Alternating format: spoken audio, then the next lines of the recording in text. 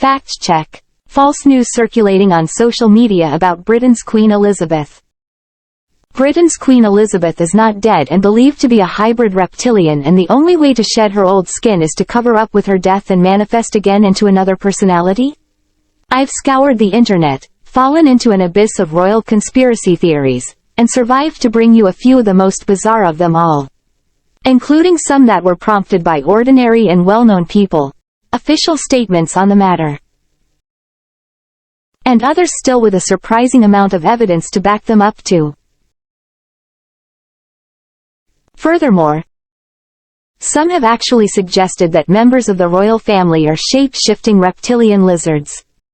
A hybrid of sorts between reptilian aliens and humans, reports The Express. Even at Queen Elizabeth's funeral, with very distinctive reactions after the person in charge took off the cover and was stunned by what he saw. And why did he reacted that way? Queen Elizabeth's death is not supported by any evidence because on November 11th, Prince Charles declared she was fine. That breaks the ice, and maybe the Queen is not dead, or we might say she just shed her old skin as a reptilian. For example, a gecko shed her old skin to replace a new one. Will it be like that? I woke up. A reptilian came into the room. We went to an underground cave, and I slowly changed. And it was the most amazing, but also sort of bizarre situation to look down at your body.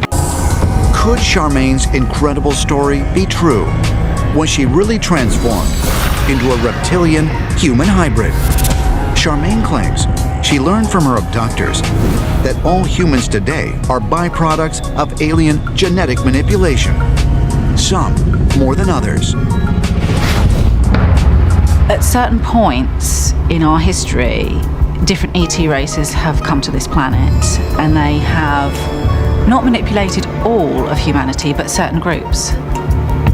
The reason and agenda for alien intelligences to be on this because there are wars out there between different types of intelligences about territory, and that those territorial wars involve populations.